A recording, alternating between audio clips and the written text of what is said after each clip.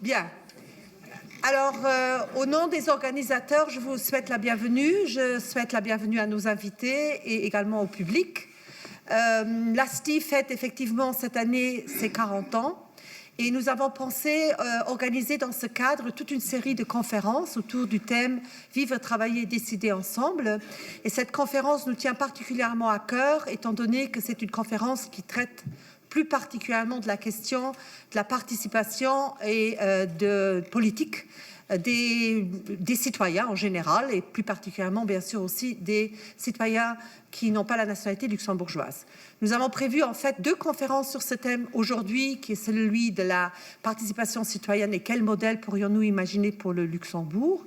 Et on a une 2e conférence qui est prévue en janvier, le 8 janvier, qui, elle, va traiter du droit de vote et de l'évolution du droit de vote au Luxembourg depuis les années 60 à aujourd'hui, mais pas seulement pour les étrangers, mais aussi pour les jeunes. Donc cela sera également ici, mais pas dans cette salle, mais dans la salle Henri Beck, le 8 janvier, toujours à l'heure de midi. Je reviens au thème d'aujourd'hui. Alors pourquoi est-ce que l'ASTI a tenu à prendre ce thème? C'est tout simplement que nous savons tous que le référendum de 2015 a vu clairement le non à la participation politique des étrangers au niveau national. Or, il nous semble dans un pays où la moitié des habitants n'ont pas la nationalité luxembourgeoise et donc ne peuvent pas participer aux élections nationales, qu'il faut tout de même réfléchir à cette question et peut-être s'imaginer d'autres modèles en attendant le fait d'avoir une fois cette participation politique au niveau législatif sur base de la résidence et non pas sur base du passeport. Et c'est pour ça qu'on a pensé à l'exemple, on a découvert et suivi avec beaucoup d'intérêt l'exemple de la région germanophone de Belgique, qui est en fait tout près et qui vient de débuter une expérience donc, de participation citoyenne au niveau du Parlement. Et nous sommes très contents d'avoir M. Alexander Missen avec nous, qui est en fait un peu le père politique de cette initiative et qui va donc non seulement nous la présenter, mais aussi nous dire les raisons pour lesquelles. Et ensuite, nous avons aussi pensé vous présenter un peu une forme de participation citoyenne au niveau du Parlement qui existe déjà dans le cadre de les discussions autour de la Constitution. Et c'est pour ça que nous avons M. Kies ici, voilà, et qui va donc nous présenter ce modèle.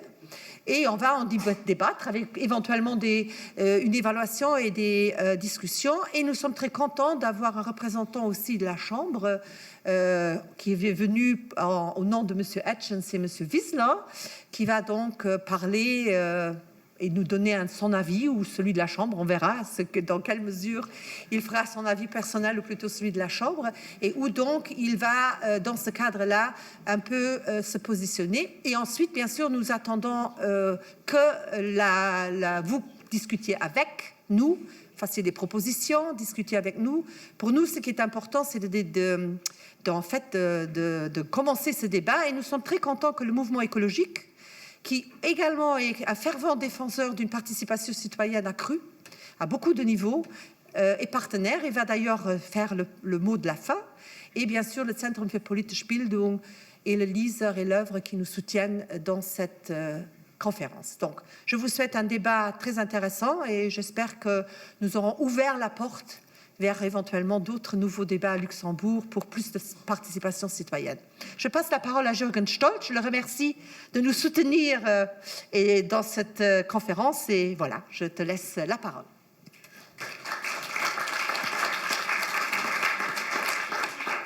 Ja, vielen Dank, Laura. Laura hat mich gebeten, auf die Uhr zu schauen. Deswegen sitze ich hier. On a un programme vraiment très serré. Je vais... ma mission est de regarder sur la montre et de vous arrêter les quelques orateurs qui suivront pour qu'on ait vraiment du temps aussi pour discuter, que vous pouvez poser vos questions. Alors pour commencer, Alexander Miesen, Präsident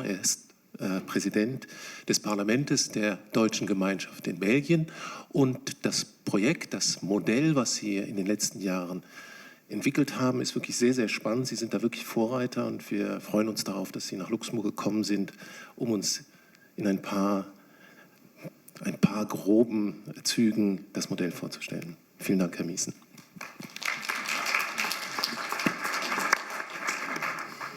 Ja, vielen Dank, meine sehr geehrten Damen und Herren, liebe Vertreter der Organisation ASTI, werte Kollegen aus dem Luxemburger Parlament. Ich freue mich, dass ich heute hier sein kann. Es gibt im Leben eines ostbelgischen Politikers durchaus tragischere Dinge, als nach Luxemburg kommen zu müssen. Ich komme immer sehr gerne hierhin. Wir sind, ich habe es eben noch gesagt, irgendwo sehr eng miteinander verwandt. Historisch, verfassungstechnisch finde ich auch immer wieder Vergleichbarkeiten und anderes mehr. Also es ist mir wirklich eine Freude, dass ich heute hier sein darf. Vielleicht eins noch vorweg, der Korrektheit halber, Präsident des Parlaments bin ich nicht mehr. Wir hatten im vergangenen Jahr Wahlen. Ich habe dieses Amt abgegeben. Ich bin jetzt nur ein kleiner Senator in Brüssel im belgischen Senat, aber verfolge natürlich weiterhin auch das Thema Partizipation, weil ich auch weiterhin Mitglied des Parlaments in Eupen bin, des Parlaments der Deutschsprachigen Gemeinschaft in Belgien. Und noch ein Vorspann, es ehrt mich zwar immer und ich bin auch immer geschmeichelt, wenn man mich als den Vater dieses Modells bezeichnet, aber die Kollegen aus dem Luxemburger Parlament werden das wissen. In der Politik gibt es nur wenige Dinge, die wirklich einer einzigen Person nur zu verdanken sind. Also ich bin vielleicht einer derjenigen gewesen, die da die Triebfedern hintern waren, aber ich habe das sicherlich nicht ganz alleine auf die Beine gestellt. Da waren sehr viele andere, die mitgewirkt haben, Kollegen aus dem Parlament und weit darüber hinaus auch Experten. Ja, um anzufangen, würde ich gerne ganz kurz, vielleicht kann man das erste Slide dazu auch schon nehmen, Sie ein bisschen in den Kontext setzen. Ich vermute zwar, dass die meisten im Saal schon aus Belgien kennen, aber auch, ich muss selber auch mal. Ach du je, das war aber nicht vorgesehen. Okay, voilà. Ja, ich ganz kurz nur aus Belgien, also die Deutschsprachige Gemeinschaft Belgiens. Die Deutschsprachige Gemeinschaft ist der verfassungsrechtliche Begriff, den wir mittlerweile aber unter dem Titel aus Belgien vermarkten. Ich würde den gerne etwas in den Kontext setzen, damit Sie wissen, in welchem Rahmen wir da überhaupt arbeiten. Was Bürgerpartizipation betrifft, keine Angst, ich werde Ihnen jetzt keinen langen Vortrag über den belgischen Föderalismus halten. Wenn ich das tun würde, dann würden Sie wahrscheinlich Weihnachten dieses Jahr nicht mehr erleben. Es geht mir nur darum, wie gesagt, ein bisschen zu erklären, welche Rahmenbedingungen wir in Ostbelgien haben. Ja gut, das ist der Staat Belgien, das werden Sie kennen. In den 60er Jahren hat man Belgien angefangen zu föderalisieren aufgrund der Konfliktsituation zwischen dem frankophonen und dem flämischen Landesteil. Man hat dann zunächst Sprachgebiete festgelegt. Es gibt 4 Sprachgebiete in Belgien, das französische Sprachgebiet, das niederländische Sprachgebiet, das zweisprachige Gebiet in Brüssel und dann halt auch das deutschsprachige Gebiet. Das ist die Basis der Föderalisierung. Darauf aufbauend hat man dann zunächst die Gemeinschaften geschaffen, darunter dann auch die deutschsprachige Gemeinschaft, die also verfassungsrechtlich gleichgestellt ist mit den beiden anderen Gemeinschaften, also der französischen und der flämischen Gemeinschaft. Parallel dazu gibt es ja dann noch die Regionen. Warum es die beiden verschiedenen Einheiten auf regionaler Ebene gibt, das hat mit der Situation in Brüssel zu tun. Darauf werde ich jetzt nicht weiter eingehen, aber nur damit Sie wissen, also die deutschsprachige Gemeinschaft ist ein gleichwertiges Mitglied im bundesstaatlichen Gefüge in Belgien. Die regionale Ebene übt die Zuständigkeiten aus, die Sie hier auch aufgelistet sehen. Sie sehen auf der Karte, dass die deutschsprachige Gemeinschaft für die regionalen Zuständigkeiten Teil der wallonischen Region ist, also für die Zuständigkeiten, die Sie hier sehen. Im Prinzip, ich spreche immer nur von Prinzipien, es gibt Dutzende Ausnahmen, ist also auf dem Gebiet deutscher Sprache die wallonische Region zuständig. Ich komme gleich auf die Ausnahmen nochmal zurück. Es gibt also diese 3 Regionen, die wallonische Region, die flämische Region und die Region Brüssel-Hauptstadt. Und wie schon gesagt, die 3 Gemeinschaften, die französische Gemeinschaft, die deutschsprachige Gemeinschaft und die flämische Gemeinschaft, die die Zuständigkeiten ausübt, die Sie dort aufgelistet sehen. Das sind die sogenannten gemeinschaftlichen Zuständigkeiten, die dann neben den regionalen Zuständigkeiten auf teilstaatlicher Ebene ausgeübt werden. Und jetzt kommt's, die deutschsprachige Gemeinschaft ist also zuständig für alle gemeinschaftlichen Zuständigkeiten, das sagt ja schon der Begriff, weil wir halt Gemeinschaft sind. Das sind die Punkte, die Sie jetzt da oben aufgelistet sehen im ersten Block. Und dann kommen wir schon zu einer Ausnahme.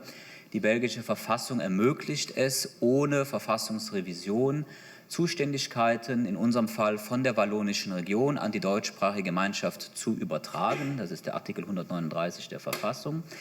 der dazu führt, dass wir heute also nicht nur in Ostbelgien die Gemeinschaftszuständigkeiten ausüben, sondern darüber hinaus auch regionale Zuständigkeiten. Das ist der Tourismus, die Beschäftigungspolitik, Denkmal, Landschaftsschutz, lokale Behörden.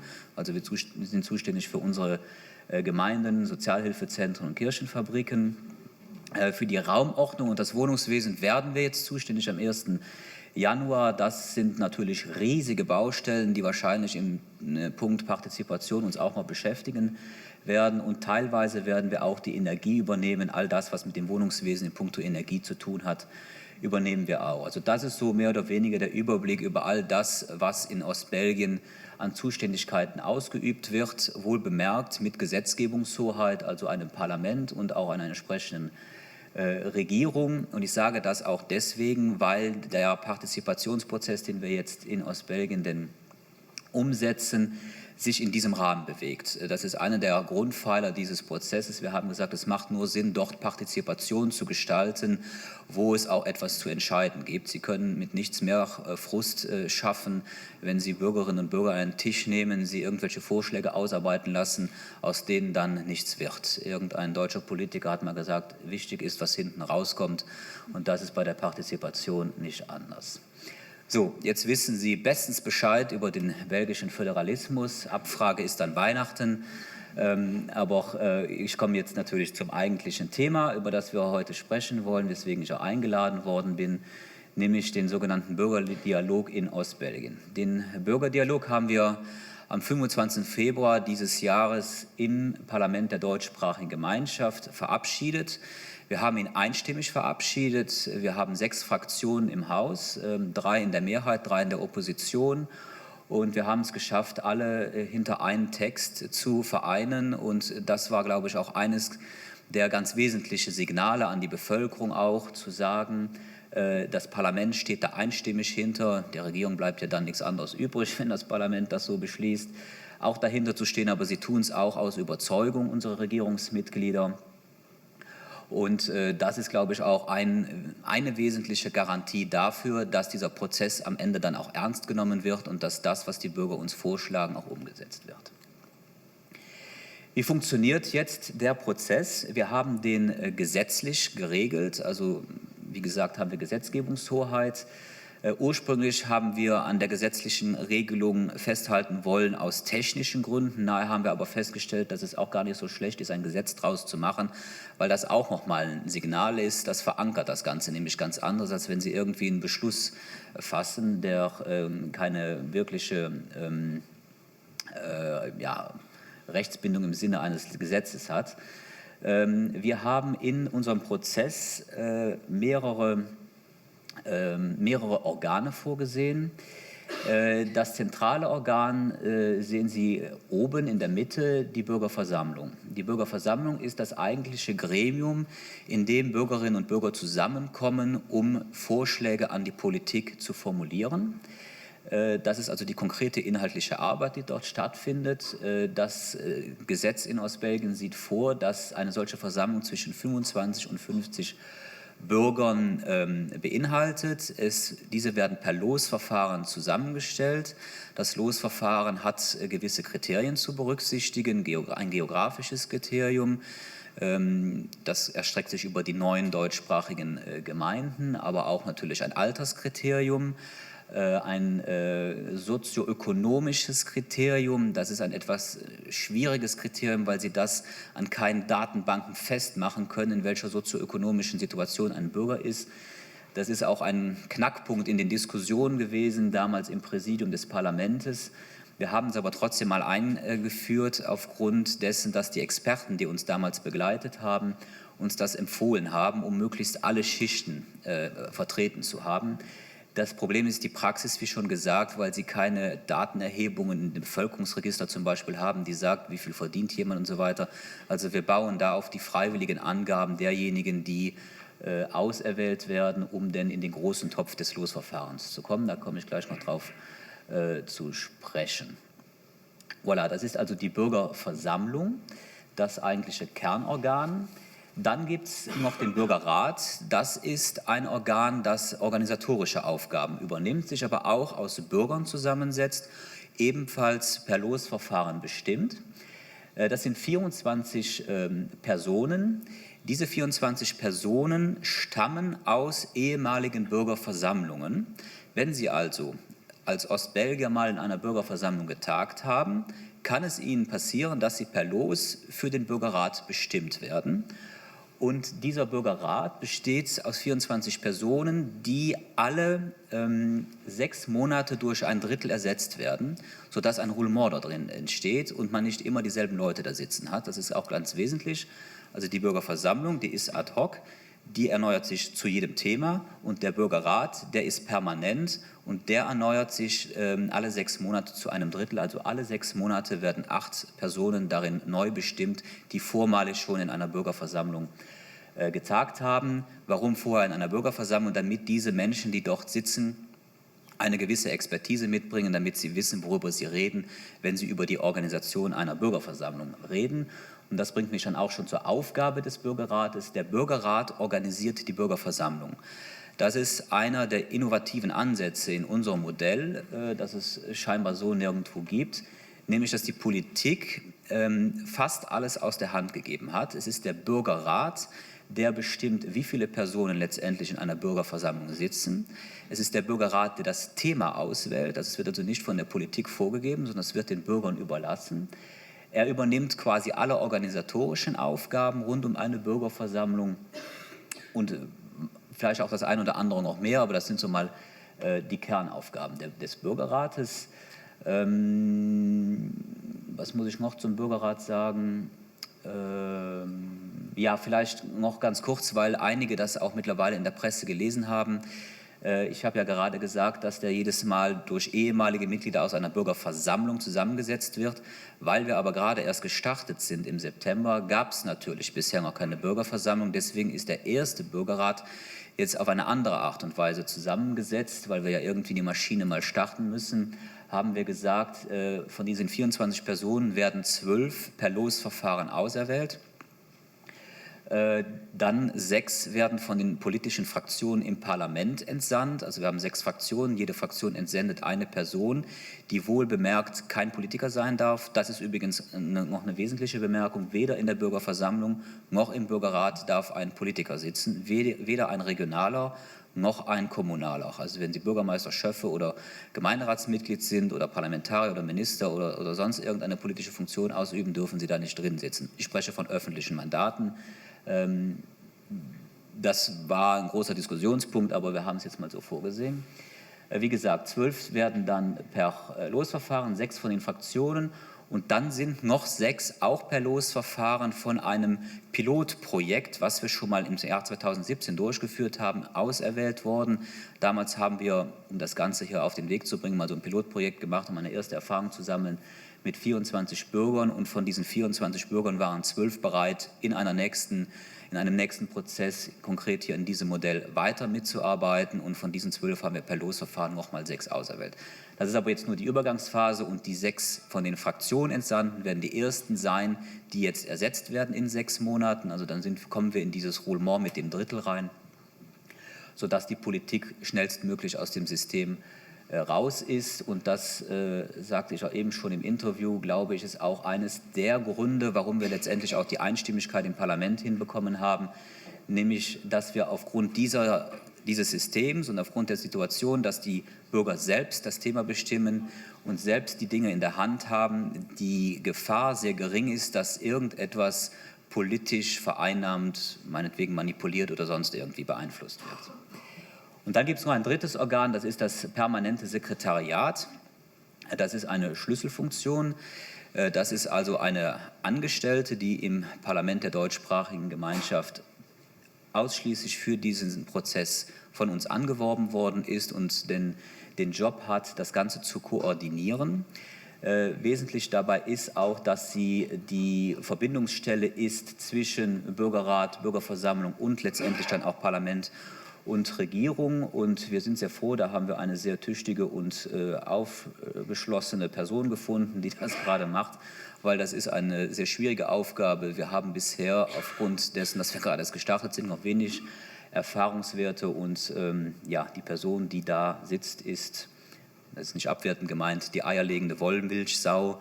Also die kann so ziemlich alles und das ist auch wesentlich, damit das Ganze dann letztendlich auch funktioniert und zum Erfolg wird. Ja, das ist nochmal eine andere Schematisierung von dem, was ich gerade gesagt habe. Sie haben also den Bürgerrat, der dann irgendwann, das hat er jetzt gemacht in Ostbelgien, ein Thema festgelegt hat. Vielleicht noch wichtig zu wissen ist, wo kommen die Themen her? Wie eben schon gesagt, dürfen Themen sich nur im Rahmen der Autonomie der deutschsprachigen Gemeinschaft befinden. Themenvorschläge können vom Bürgerrat selbst natürlich kommen, also von denjenigen, die dort tagen, können aber auch vom Parlament und der Regierung kommen und können auch von jedem anderen Bürger kommen. Wenn ein Thema von einem außenstehenden Bürger kommt, dann muss das Thema mit 100 Unterschriften unterstützt werden, damit es annehmbar ist im Bürgerrat. Es ist aber, und das ist der Kernpunkt, wichtig zu wissen, dass der Bürgerrat letztendlich entscheidet, was denn nun genommen wird. Also all die können Vorschläge machen und die Situation, dass es 100 Unterschriften bedarf, um einen Vorschlag für annehmbar zu erklären, hat damit zu tun, dass wir eine gewisse Schwelle einführen wollten, damit nicht jeder Blödsinn, ehrlich gesagt, vorgeschlagen wird. Wenn jetzt eine Ministeriumsmitarbeiterin meint, man müsste in einer Bürgerversammlung diskutieren, dass der Kaffee zu kalt ist im Ministerium, macht das natürlich keinen Sinn. Also es muss schon Sinn machen, wenn Sie da was reinbringen. Und insofern haben wir versucht, mit dieser Hürde da die Sinnhaftigkeit irgendwie zu gewährleisten. Ja, und dann haben Sie die Bürgerversammlungen. Wir haben vorgesehen, dass deren 1 bis 3 pro Jahr stattfinden können. Das ist jetzt erstmal so gedacht. Wir werden jetzt aber erstmal mit 2 starten, um auch das Ganze nicht zu überfrachten. Das ist zumindest jetzt das Ziel. Die erste startet jetzt im Januar wahrscheinlich. Das Auswahlverfahren läuft, das Thema ist festgelegt, das Organisatorische ist in Vorbereitung. Und dann hoffe ich, dass wir nächstes Jahr 2 Themen hinbekommen, die dann diskutiert werden. Und dann gibt es, wie gesagt, das permanente Sekretariat, was das Ganze dann koordiniert. Und das war es schon in meiner Präsentation. Noch ein Punkt, wichtig ist, sagte ich eben, was hinten rauskommt. Wie funktioniert der Dialog jetzt mit der Politik und den Abgeordneten bzw. Ministern? Wir haben in diesem Prozess vorgesehen, dass die Vorschläge, die die Bürgerinnen und Bürger machen, in einer öffentlichen Sitzung, das heißt also die Versammlung und der Rat tagt erstmal außerhalb der Öffentlichkeit, um da ein bisschen Druck rauszunehmen. Das heißt nicht, dass sie nicht kommunizieren dürfen, es ist ganz wesentlich, dass kommuniziert wird mit der Presse. Aber die Versammlung an sich tagt außerhalb der Öffentlichkeit. Wenn aber die Vorschläge fertig ausgearbeitet sind, kommt es zu einer öffentlichen Ausschusssitzung im Parlament mit den entsprechenden Abgeordneten aus der betroffenen Kommission und dem betroffenen Minister. Und dort werden die Vorschläge der Bürger nicht nur vorgestellt und diskutiert, sondern das Prinzip ist, damit wir auch gewährleisten können den Bürger gegenüber, dass es etwas bewirkt, was sie dort tun, dass die Politiker, also die Abgeordneten und die Minister, rechtfertigen müssen, wenn sie etwas nicht umsetzen. Also es wird angenommen, dass es umgesetzt wird. Wird es nicht umgesetzt, müssen wir erklären, warum wir es nicht tun.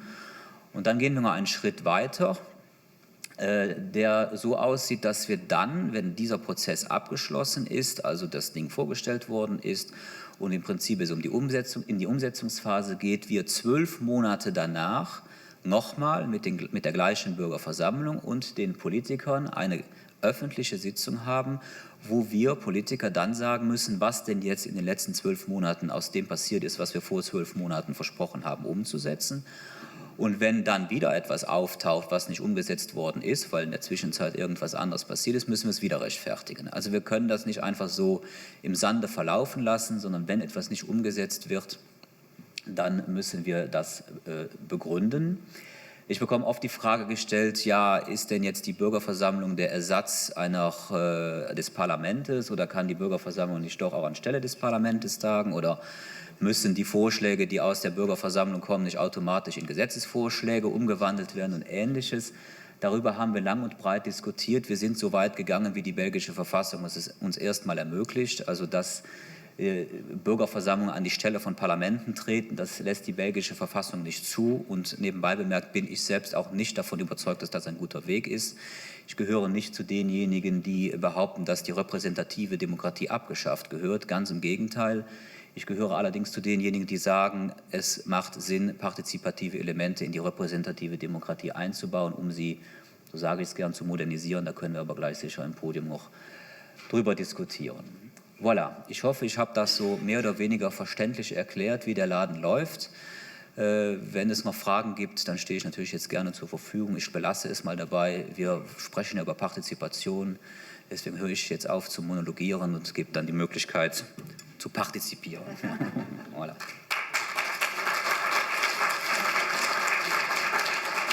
Vielen Dank, Herr Liesen. Sie haben noch ein paar Minuten. Vielleicht könnten Sie uns etwas zu den Motiven sagen, die das Parlament bewogen hat, einen Teil seiner Kompetenzen zu teilen. Die deutschsprachige Gemeinschaft ist ja nicht der größte Kosmos auf Erden. Wir sind 76.000 Menschen auf 856 Quadratkilometer. Und ich bekomme oft auch die Frage gestellt, warum ausgerechnet in einer so kleinen Region, wo die Politik ja doch sehr nah dran ist, das ist wahrscheinlich ähnlich wie in Luxemburg, wo die Dichte an Volksvertretern sehr hoch ist im Verhältnis zur Bevölkerung, warum ausgerechnet dort? Ich sage gerne darauf, gerade dort, weil wir in der Vergangenheit schon sehr viel positive Erfahrungen mit Partizipation gemacht haben. Es ist durchaus üblich, wenn im Parlament zum Beispiel oder in der Regierung es zu irgendeiner Initiative kommt, dass wir die Sektoren konsultieren. Das ist jetzt nichts Außergewöhnliches, das passiert in jedem Parlament, aber wir haben aufgrund der geringen Größe die Möglichkeit, direkt mit den Leuten in Kontakt zu treten. Wir müssen also nicht über irgendwelche Vertreterorganisationen oder Verbänden funktionieren. Um es konkret zu machen, wenn wir etwas für die Sekundarschulen in der deutschsprachigen Gemeinschaft machen wollen, es gibt deren 9, dann laden wir die 9 Direktoren ein, dann haben wir noch 4 Minister da sitzen wir zu 13 da, das ist relativ einfach. Sie sind nah dran. Und Partizipation organisieren wir auch im Parlament nicht erst seit gestern. Wir haben schon Erfahrungen gemacht, indem wir die Kommissionssitzungen zum Beispiel geöffnet haben, sodass jeder Bürger hinkommen kann und mitdiskutieren kann, unabhängig, ob er irgendwie ein direktes Interesse hat oder jemanden vertritt. Also vieles in dieser Art funktioniert, auch Runden des Parlaments und der Regierung durch die Gemeinden, wo wir dann Abendveranstaltungen machen, weiß der Teufel was alles noch. Also wir haben sehr viel positive Erfahrung damit. Also ist dieser Bürgerdialog, wie wir ihn jetzt haben, der nächste Schritt. Und der unterscheidet sich zu dem, was wir bisher gemacht haben, in 2 Punkten, nämlich darin, dass wir erstens nicht wir Vorschläge vorlegen, worauf dann die Bürger reagieren, sondern umgekehrt. Jetzt können Bürger uns Vorschläge vorlegen, auf die wir dann reagieren müssen. Und unterscheidet sich auch darin, dass wir nicht eine freie Einladung aussprechen, wo dann jeder hinkommen kann, der Lust hat. Das machen wir nach wie vor und das soll auch so sein. Sondern hier haben wir aufgrund des Losverfahrens auch mal Leute am Tisch sitzen, die nicht üblicherweise zu unseren Veranstaltungen kommen. Weil das ist nämlich das, was passiert, wenn Sie offene Veranstaltungen machen. Sie haben am Ende immer dieselben Leute da sitzen. Das ist auch gut, die sollen auch kommen, das ist legitim, schön, dass sie da sind.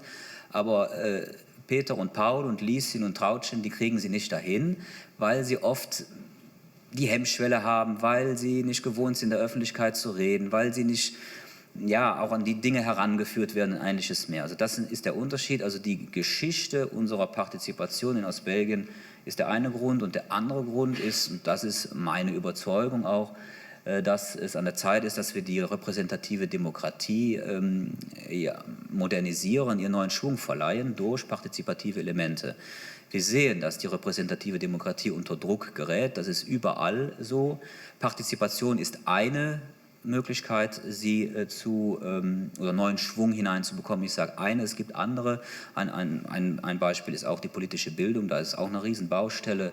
Ich sage immer gerne, also wenn Sie mal so ein Mikrotrottoir machen hier in Luxemburg oder egal oder auch in Eupen und fragen die Leute mal, ja, wie funktioniert eigentlich parlamentarische Demokratie?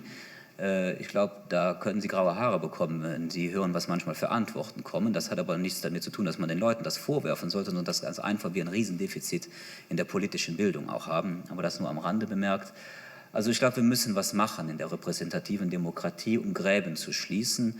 Und ein konkreter Graben, den nenne ich immer sehr gerne, weil er gerade sehr aktuell ist der, dass die Dinge immer komplexer werden. Ich habe eben kurz vom belgischen Föderalismus gesprochen. Also in Ostbelgien müssen Sie nicht jeden fragen, wer eigentlich in Belgien für was verantwortlich ist und wer welches Steuergeld ausgibt und kassiert. Das ist so komplex geworden. Das ist nicht nur innerbelgisch so, das ist generell so. Die Dinge sind globaler geworden. Thema Syrien. Was ist Syrien? Ist Syrien Feind? Ist Syrien Freund? Was ist Russland? Die Europäische Union? Die Dinge werden immer komplexer, die Strukturen werden komplexer, die Entscheidungsprozesse werden komplexer. Das ist die eine Seite. Auf der anderen Seite haben Sie da die Situation, dass die Kommunikation immer kürzer wird, immer schneller wird, immer oberflächlicher wird. Und dann wollen Sie die komplexen Dinge und die Entscheidungen, die wir als Politiker zu treffen haben, in dieser kommunikativen Welt noch so rüberbringen, dass jeder es versteht und nachvollziehen kann. Das ist verdammt schwierig. Und ich glaube, dass man über Partizipation da zumindest ein Stück weit diesen Graben schließen kann, um es an einem konkreten Beispiel festzumachen. Super, merci. Restez avec nous, peut-être devant. On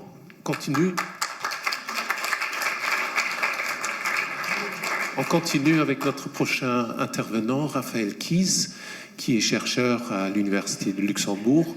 Il a amplement travaillé sur des questions de participation politique et, entre autres, il a aussi accompagné un projet qu'il va nous présenter ici, de participation citoyenne dans le cadre de la réforme de la Constitution. C'est ça? Voilà, merci beaucoup. Alors j'ai 15 minutes, merci pour l'invitation. Je dois dire que l'autre présentation était très intéressante, mais elle m'a fait revenir quelques cauchemars du passé quand j'avais commencé le droit à Louvain-la-Neuve et que je me suis retrouvé à devoir apprendre les régions, les communautés linguistiques. Je me suis dit, oh mon Dieu, où est-ce que je suis tombé? Quel mauvais choix que j'ai fait d'aller faire mon droit en Belgique, mais bon, je ne le regrette pas. Un autre élément qui est très intéressant à noter, je pense particulièrement pour le Luxembourg, ce type de structure qui n'est pas élective et qui permet à tous les citoyens de participer, ce serait effectivement un des moyens pour faire participer les étrangers sans réformer la loi, parce qu'ils pourraient prendre part à des Bürgerforum, une Bürgerbeteiligung. Il pourrait y avoir la moitié d'étrangers, donc je pense que c'est très intéressant à prendre en considération. Donc, ma présentation, je vais vous présenter le projet Constitulux qui a eu lieu il y a quelques années au Luxembourg. Il s'agit en fait d'un projet de consultation des citoyens sur la réforme, par rapport à la réforme constitutionnelle. Mais d'abord, avant de rentrer dans les détails de la présentation du projet, il me semble important de voir où on en est et d'où on vient par rapport au processus constitutionnel, parce que si on n'est pas du Luxembourg et on n'a pas suivi, il y a de quoi se perdre. Donc permettez-moi avant de présenter rapidement une petite ligne chronologique qui est certainement pas parfaite, mais d'où vient la Constitution et où se situent les éléments participatifs de la Constitution. Donc premier élément, ça a commencé en 2005, la réforme de la Constitution, et c'est en 2013, au moment de l'accord de coalition de 2013, qu'il a été décidé de dire on va avoir un référendum, 4 référendums sur 4 questions spécifiques et un référendum sur l'ensemble de la Constitution. Et c'est à ce moment-là qu'on a dit on va essayer d'impliquer les citoyens à travers ce qu'on a appelé des forums citoyens. C'est très bien, mais personne ne savait de quoi il s'agissait exactement, ces forums citoyens, mais il y avait une volonté d'impliquer les citoyens. Par la suite, il y a eu la loi de 2014 qui a organisé le référendum et qui a aussi indiqué qu'il faudrait qu'il y ait des forums citoyens. Et le 10 mai, en 2014, l'université avait déjà organisé une première consultation sur les 4 questions référendaires. Et là, on avait eu 30 citoyens tirés au sort et l'idée, c'était de voir, déjà pour voir est-ce que les citoyens sont capables de débattre de questions constitutionnelles et de voir quelle était l'opinion des citoyens par rapport à ces questions référendaires. Ensuite, le 7 juin, il y a eu l'élément, voilà, le choc au Luxembourg. Il y a une question référendaire qui est tombée. Il y a eu 3 questions référendaires. Et comme on le sait, il y avait un vote négatif entre 70 et 80%. Donc, grand choc au Luxembourg. Ceci étant dit, on décide de continuer la réforme constitutionnelle. Et l'autre étape qui s'est mise en place, c'est de dire on va essayer d'obtenir l'opinion des citoyens à travers un site internet qui est sur la Chambre des députés qui s'appelle Vorschläge, vos propositions, qui s'est mis en place l'été 2015 et ça a été suivi en juillet 2016 par des auditions publiques qui ont pris en considération ces propositions qui sont venues d'internet et également d'autres éléments. Là, effectivement, on peut se demander, mais j'y reviendrai après, quelle est la légitimité que quelques citoyens qui prennent l'initiative ont la capacité, la légitimité pour faire des propositions qui sont prises en considération par la Chambre des députés, vu qu'ils ne sont pas représentatifs de l'ensemble des citoyens. D'où l'idée de combiner d'autres méthodes consultatives. Enfin, on arrive à juillet 2016, donc en même temps, où on avait mis en place le projet Constitulux que je vais présenter maintenant. Et là, ce projet avait invité 60 citoyens à débattre pendant 2 week-ends sur l'ensemble de la Constitution. Donc c'était un projet plus vaste pour débattre sur l'ensemble de la Constitution, et je vais vous présenter ça. Maintenant, juste pour savoir où on en est maintenant. Après, il y a eu les élections en mai 2018. Le gouvernement actuel a été confirmé. En juin 2018, il y avait un accord politique sur l'ensemble de la Constitution, mais en décembre 2018, il y avait l'accord de la coalition pour organiser ce référendum sur l'ensemble de la Constitution. Mais aux surprises, en juillet 2019, il y a eu un blocage politique dont on ne va pas rentrer maintenant dans les détails, et donc on est bloqué là. Et maintenant, qu'est-ce qui se passe? C'est ça la question, qu'est-ce qui se passe par rapport à la Constitution elle-même et surtout par rapport à l'implication des citoyens dans la Constitution? Je ne pense pas que tout est bloqué. Maintenant, il a été décidé de faire une réforme au sein du Parlement, mais néanmoins, il peut quand même y avoir encore des référendums sur un certain nombre de questions qui sont jugées importantes, en particulier, si j'ai bien compris, sur la question de la circonscription unique et sur le double mandat et d'autres questions. Donc, je pense qu'il y a une crainte, il n'y a pas une volonté politique maintenant d'impliquer de manière continuelle les citoyens près des processus consultatifs, mais néanmoins, il peut quand même encore y avoir des référendums. Donc la question ne peut pas être mise de côté, il faudra quand même continuer à informer les citoyens en cas de référendum. Et d'ailleurs, les référendums peuvent aussi venir, comme vous le savez, de 25 000 citoyens qui se mettent d'accord pour dire voilà, on veut un référendum sur la question, ou un quart des parlementaires qui disent voilà, il y a une réforme constitutionnelle, on veut un référendum sur cela. Donc je pense que même si on ne veut pas les citoyens, on n'en est pas débarrassé, ils seront là à un moment ou l'autre. Donc voilà, juste pour vous dire, il y a une crainte par rapport, en fait, pourquoi il y a une crainte? Parce qu'il y a eu ce référendum en 2015 qui était un grand choc pour le pays, et lors de ce référendum, on s'est rendu compte que premièrement, les citoyens avaient déjà déterminé leur opinion longtemps à l'avance, que les médias sociaux jouent un rôle de plus en plus important dans le choix référendaire, que la campagne en faveur du oui, voilà, elle est arrivée très, très tardivement, elle n'avait pas réussi à vraiment impliquer les citoyens. Donc il y a une cassure dans la société très forte entre les représentants et la société civile qui soutenaient le référendum et le reste de la population qu'on avait ignoré. Et au fait, on voit aussi que c'était aussi un vote contre le gouvernement, pas uniquement contre le contenu des questions elles-mêmes. Ici, je vais juste vous montrer un slide de quelque chose que j'ai codé il n'y a pas longtemps. C'était les forums de discussion sur RTL d'avril jusqu'en juin, juste pour vous montrer l'importance des médias sociaux. On voit que de manière continuelle, dans les forums de discussion qu'on a codés, la proportion du vote, d'opinion négative par rapport au référendum, était dès le départ entre 70 et 80%. Donc c'est intéressant aussi de voir que le rôle que les médias sociaux ont joué par rapport à ça, d'ailleurs sachant que les forums de discussion sont très suivis. Donc on veut pas, on a dit on veut éviter d'avoir un référendum sur l'ensemble de la Constitution, mais si on demande aux citoyens, et c'est ce qu'on a fait en 2018, est-ce que vous souhaitez avoir un référendum sur l'ensemble de la Constitution? Une grande majorité est favorable à avoir un référendum sur l'ensemble de la Constitution. D'ailleurs, ça leur a été promis. Et la majorité est entre 70 et 80%. Et on ne voit pas de distinction sensible entre les partis politiques et entre les différentes catégories d'âge. Donc, de manière générale, il y a une demande de la population. Mais c'est une demande quand on leur demande. Donc, ce n'est pas forcément une demande. Et d'autre part, Luxembourg n'est pas tellement en arrière du point de vue de la démocratie participative. Je me suis amusé à regarder un peu ce qui se fait jusqu'à maintenant, et on a quand même pas mal d'initiatives intéressantes. Une, c'est évidemment les pétitions en ligne, qui sont très suivies et très, très, très lues. On avait Smart Wählen, qu'on a développé avec le Center for Politische Bildung, qui était très utilisé. Plus de la moitié des jeunes de 18-24 ans ont utilisé Smart Wählen. Il y a par exemple la ville de Dudelange, qui a aussi mis en place des Bürgerforum et qui envisage de mettre en place le budget participatif. Il y a le ministère qui maintenant veut revoir la loi sur la loi communale. et qui vise à impliquer de plus en plus les citoyens aussi pour la révision de la loi communale. Enfin, il y a les forums de discussion. Est-ce que vous savez combien de gens lisent les forums de discussion dans les journaux en ligne, sur RTL, etc. En fait, suivant nos sondages, plus de la moitié des gens lisent ces forums de discussion. Donc, c'est des lieux qui sont d'autres citoyens qui sont très lus et qui ont une véritable influence. Et enfin, il y a l'Open Government Partnership. C'est un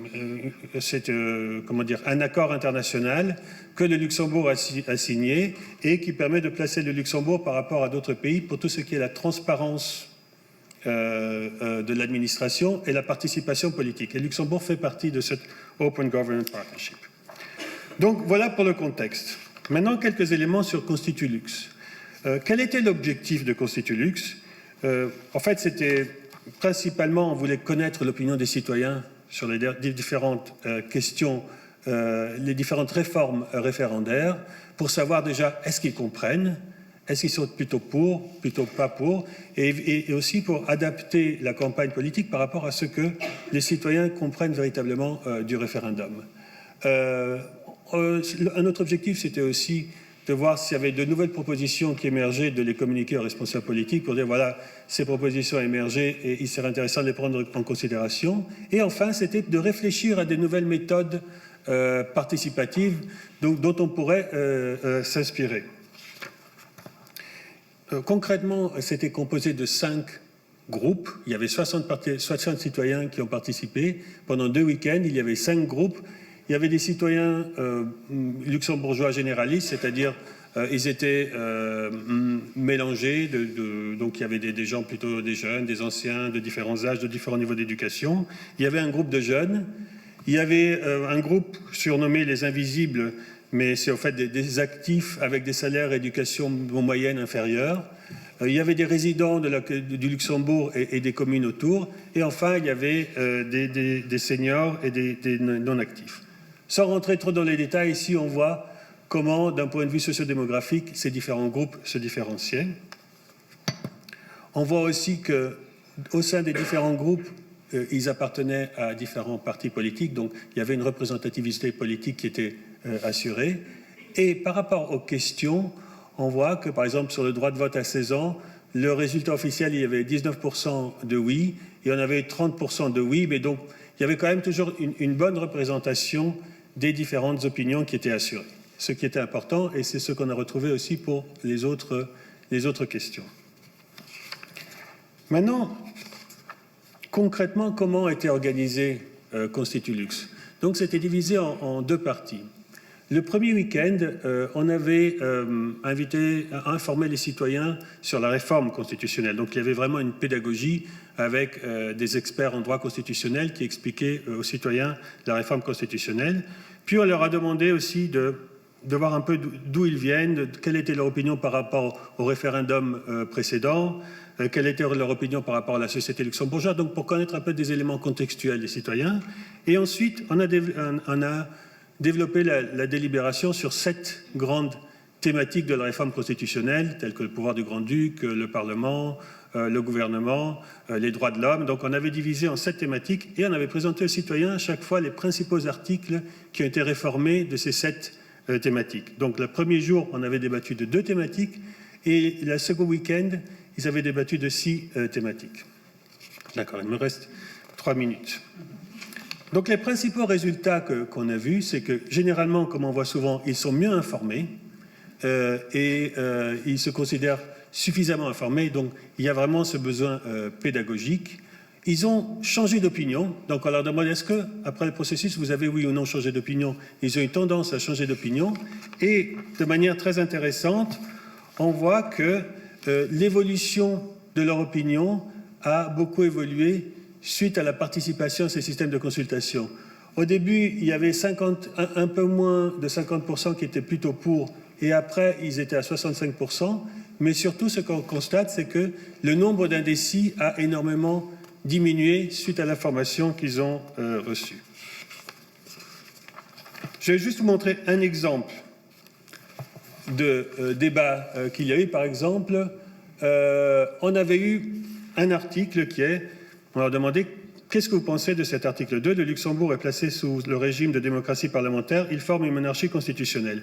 Et on voit que malgré tout, dans certains groupes, une partie des citoyens est soit contraire, soit dans le doute. Et on a pu demander, mais pourquoi cela ne nous convient pas ? Alors évidemment, certains citoyens ne reconnaissent pas la monarchie constitutionnelle, sont contre ça, et d'autres disaient, mais nous on aurait voulu aussi, à côté de démocratie parlementaire aussi, d'indiquer que Luxembourg a aussi une démocratie participative, comme on retrouve aussi dans les traités constitutionnels européens. Donc c'est juste pour vous dire les réflexions qu'il y a eu. Et ça, on a fait pour plein d'articles, mais là, je voulais juste terminer en disant « et maintenant ?» Et maintenant, comme dit la chanson, qu'est-ce qu'on fait et maintenant? Alors j'ai juste pris une hypothèse. Imaginons qu'il y a plusieurs référendums qui auront lieu au Luxembourg et qu'on veut impliquer les citoyens dans ces référendums, mais pas les impliquer pour modifier maintenant la Constitution. Juste dire, voilà, on veut impliquer les citoyens par rapport à ce référendum. Alors je propose, et c'est ce que j'avais déjà fait, d'utiliser le modèle de l'Oregon, qui a aussi été utilisé maintenant en Suisse et qui a été aussi utilisé en Finlande. Je vais terminer sur ça. L'idée du modèle, c'est de dire, voilà, une fois qu'une question référendaire est déterminée, on peut inviter un groupe représentatif de citoyens de débattre pendant plusieurs semaines de cette question référendaire, également avec des experts, et à la suite de cette délibération qu'ils auront eue pendant plusieurs jours, on va obtenir une information avec les arguments pour et contre des citoyens qui ont pu délibérer. Et ces informations, afin que l'ensemble de la population puisse en profiter, seraient ensuite distribuées à l'ensemble de la population. Ainsi, ils auraient l'information et des partis politiques qui prennent leur position, et à côté de cette information, ils auraient aussi l'information des citoyens qui ont pu débattre de cette question référendaire. Et donc, ce serait une façon, disons, complémentaire d'organiser la campagne politique, et ce serait aussi une façon de, j'allais dire, la rendre moins partisane, parce que pendant un référendum, s'il y a bien quelque chose qu'on veut éviter, c'est des luttes partisanes, mais inviter les citoyens à se prononcer plus sur le contenu. Je vous remercie, mon temps est terminé. Merci.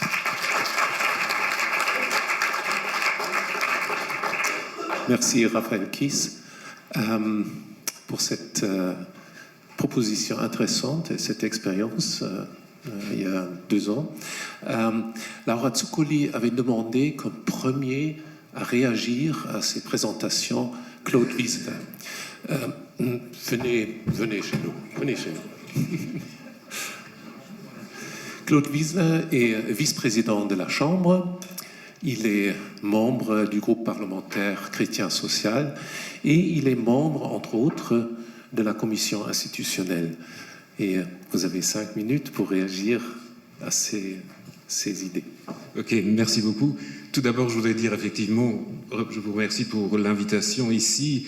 Je représente le président de la Chambre des députés, effectivement, mais si la Chambre des députés a un avis sur un sujet, en général, elle n'a pas qu'un avis. Elle en a en général plusieurs. Donc, ce qui ne me permet pas de parler au nom de la Chambre.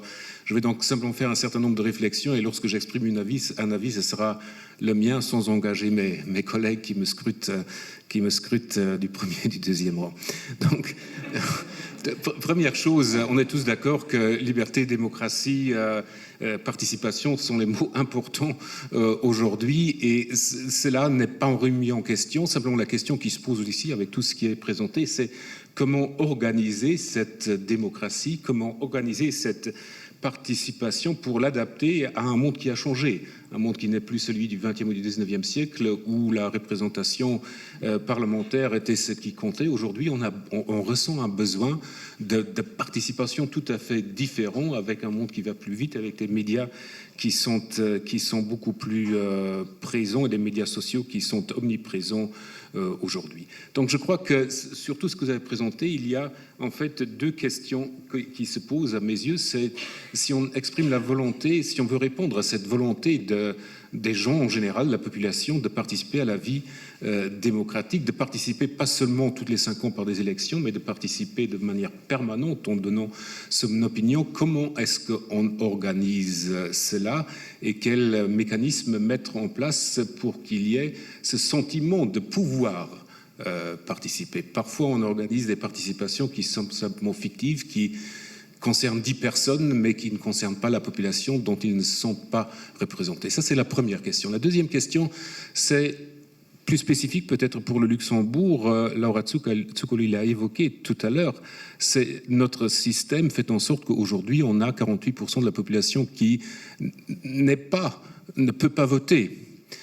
Donc, nous avons le besoin spécifique d'avoir un moyen de trouver un moyen d'expression pour ces personnes-là, une façon d'être présent, de pouvoir participer d'une façon ou une autre à la vie démocratique au Luxembourg. Et on cherche ces moyens-là. La politique aujourd'hui cherche ces moyens-là. Pour le premier, d'ailleurs, la politique luxembourgeoise a déjà mis en place un certain nombre de choses. Il veut tout de suite poser une question. Donc, a déjà mis en place un certain nombre de choses qui ont été évoquées, par exemple les différents référendums, mais par exemple également les possibilités des pétitions qui sont extrêmement bien suivies, ou d'autres mécanismes qui permettent déjà aujourd'hui de participer, mais il faut aller plus loin. Deuxième chose, sur le vote sur les étrangers, on a également essayé, on a compris le problème, on a essayé de mettre en place une loi sur la nationalité beaucoup plus large, de réflexion sur une ouverture d'ici année, mais on n'avance pas très bien sur ce sujet-là. Donc aujourd'hui, on est en train de chercher d'autres mécanismes. Je crois que ce qui a été présenté aujourd'hui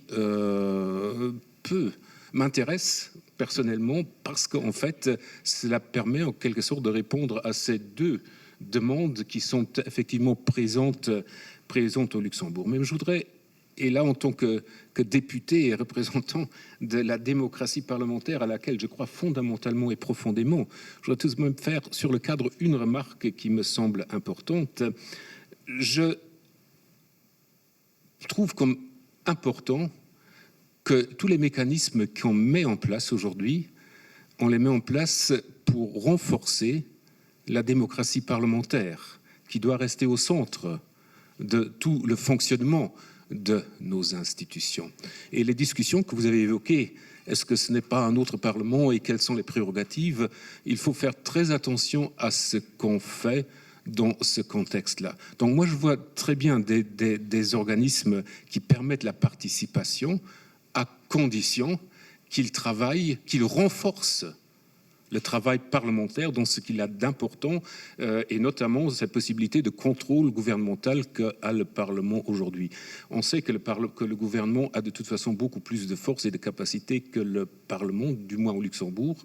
Et donc, pour moi, il est important de voir cette notion de renforcement du rôle de la force parlementaire, qui est importante par la création de ce type de mécanisme et pas l'inverse. Et deuxièmement, je suis également un grand fervent de ce qu'on appelle la démocratie représentative et du rôle du député dans la société. Et on a ce lien important entre celui qui est élu et la population, et les relations sont étroites, comme dans la Deutschsprachige Gemeinschaft, c'est le cas également au Luxembourg. Et là, il est également important, par les mécanismes qu'on met en place, d'avoir dans ce système de consultation la place du député qui puisse également en profiter. Donc je considère que toutes ces initiatives-là, si elles sont mal faites, peuvent nuire à la démocratie parlementaire représentative. Alors que si elles sont bien faites, de l'autre côté, elles peuvent renforcer le rôle du Parlement et lui donner plus de force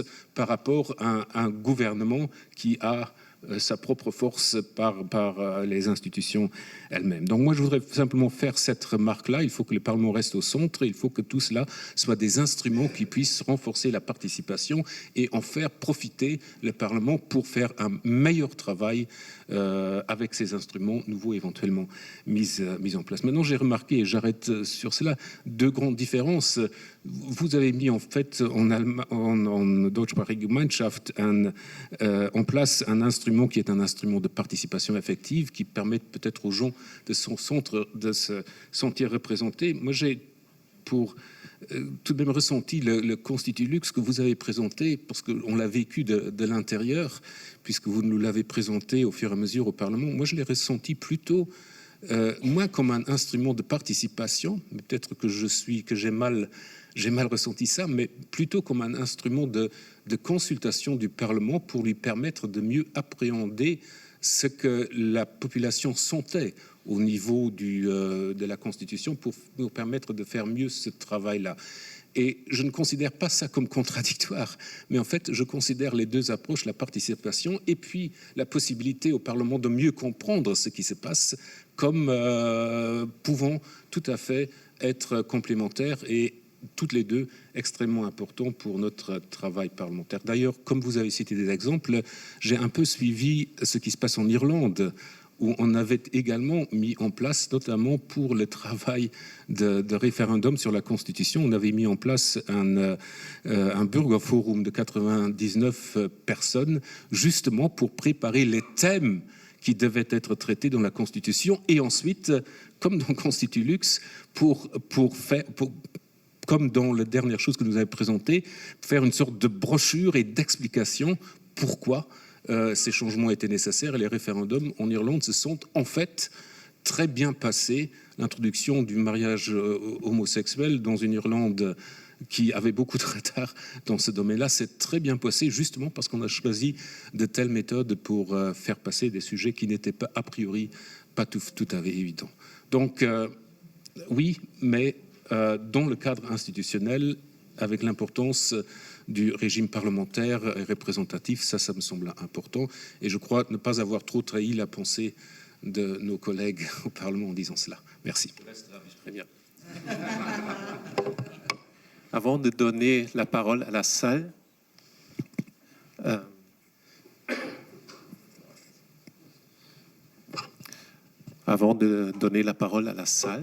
alors une question à vous deux. Qu'est-ce qui fait la différence entre une initiative participative bien faite et mal faite? Peut-être vous voulez commencer.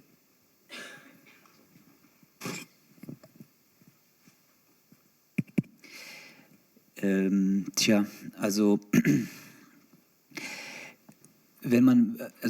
Herr Kollege hat absolut recht, wenn man sagt, also wenn Bürgerpartizipation nicht gut organisiert ist, dann tut man sich keinen Gefallen damit. Das ist ganz klar, weil das dann auch nachhaltige Auswirkungen haben wird. Wenn irgendein Projekt in der Partizipation mal schief läuft, dann werden Sie jahrelang von Partizipation nichts mehr wissen wollen. Ich glaube, ein Punkt ist, wir haben das in der deutschsprachigen Gemeinschaft zumindest so geregelt, und das ist auch oft der Grund, warum auch Politiker oft skeptisch sind. Partizipative Prozesse müssen auch zu Ergebnissen führen. Es kann nicht sein, dass wir Partizipation so verstehen, dass wir ewig rumdiskutieren und irgendwie nie eine Entscheidung treffen. Wir müssen auch vorankommen, und deswegen müssen partizipative Prozesse, so haben wir es in der deutschsprachigen Gemeinschaft zumindest vorgesehen, eine gewisse zeitliche Beschränkung haben, sodass hinten was rauskommt. Ich glaube, das ist ein Element. Ein anderes Element ist, das führt mich zum Referendum, wenn Sie Partizipation organisieren, dann ist es nicht damit getan, einfach mal ein paar Leute einzuladen und die dann diskutieren zu lassen oder irgendeine Frage zu stellen und darüber abstimmen zu lassen. Bei einem Referendum zum Beispiel müssen Sie massiv auf Kommunikation setzen, und das ist eine große Gefahr beim Referendum, dass sehr viel Desinformation funktioniert. Das ist in Großbritannien ja ein sehr prominentes Beispiel in Bezug auf den Brexit, und es gibt andere mehr. Das, was in Irland passiert ist, fand ich hochspannend. Das war die Kombination aus einem deliberativen Prozess und dann im Anschluss ein Referendum, sodass die Kommunikation funktioniert hat, dass die Aufklärung funktioniert hat und die Menschen wussten, worüber sie abstimmen. Also, und auch bei deliberativen Prozessen, ich habe es eben gesagt, in der deutschsprachigen Gemeinschaft, lassen wir die Menschen nicht allein. Wir geben denen Instrumente an der Hand, sie haben ein Sekretariat, auf das sie zurückgreifen können, sie haben eine Moderation zur Verfügung, das ist ganz wesentlich, damit sie diejenigen, die in einem solchen Prozess teilhaben oder die in der Gruppe sitzen, auch einbinden, weil sie werden da Leute sitzen haben, die nicht gewohnt sind, mal in einer Gruppe zu reden oder vor Menschen zu reden. Und auf der anderen Seite werden sie Leute haben, die Alpha-Tiere sind und immer alles an sich reißen.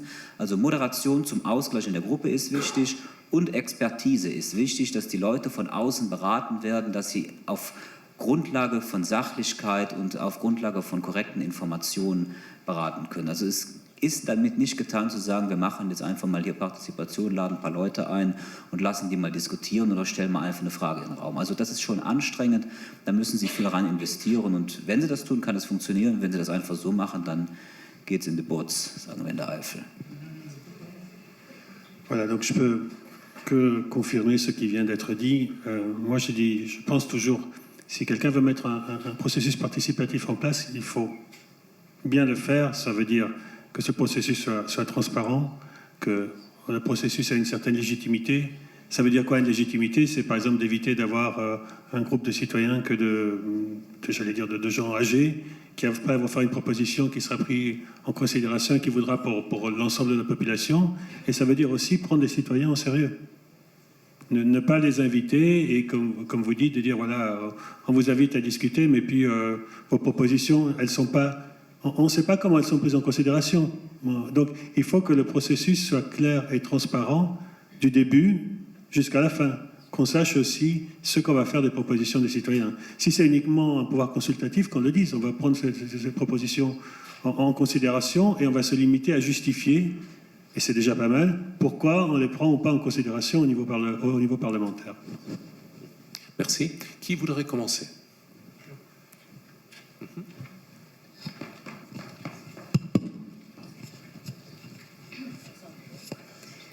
Oui, je souhaiterais poser une question par rapport à la façon de fonctionner de votre initiative. Donc, je trouve que c'est bien parce que je la vois comme un système un peu de pétition plus amélioré. Ma question, c'est concernant, disons, je pense que le vrai problème, ou la question qui n'est pas prise en compte, c'est que les politiciens, ils ont leur propre agenda.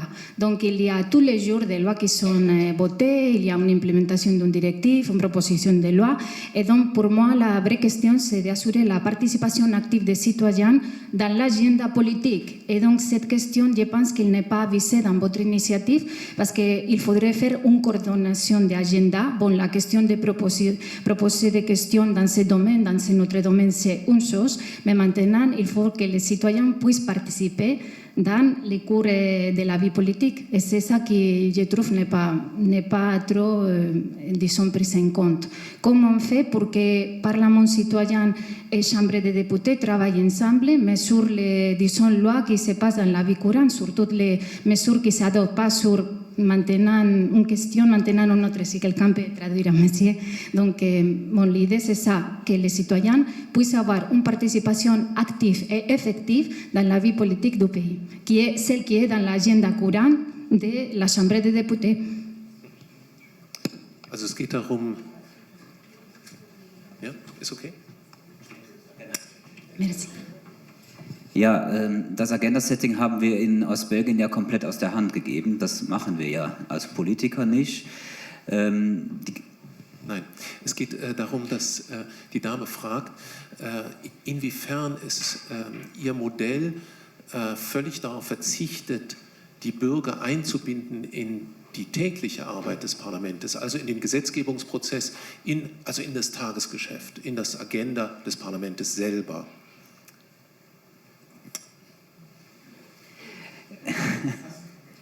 Gut, ich sage es nochmal. Also ich bin keiner von denjenigen, der sagt, dass die parlamentarische Demokratie und die repräsentative Demokratie abgeschafft gehört. Ich bin völlig der Meinung vom Kollegen Vizepräsident, dass die parlamentarische Demokratie und die repräsentative Demokratie durchaus ihre Berechtigung hat, sie muss sein und sie hat auch ihre Verdienste in den vergangenen Jahrzehnten gehabt. Sie hat für Stabilität gesorgt, sie hat für Wohlstand gesorgt und vieles andere mehr. Und sie muss auch weiterhin bestehen. Es wird natürlich schwierig sein, in jedem täglichen Geschäft im Parlament den Bürger permanent für alles zu fragen. Das wird nie funktionieren. Das funktioniert vielleicht bei Ihnen zu Hause, wenn Sie am Küchentisch sitzen abends, aber das funktioniert in der Demokratie nicht. Was aber wichtig ist, dass Sie trotzdem den Bürgern die Möglichkeit geben, teilzunehmen, auch Agenda-Setting zu betreiben oder auch mal ein Thema auf den Tisch zu legen, was die Politik vielleicht gerade nicht anpackt, oder ein Thema zu beeinflussen, was die Politik vielleicht falsch anpackt. Ich glaube, darauf kommt es an, und das muss so funktionieren, dass die Bürger am Ende auch ernst genommen sind und die Politiker davon beeinflusst sind.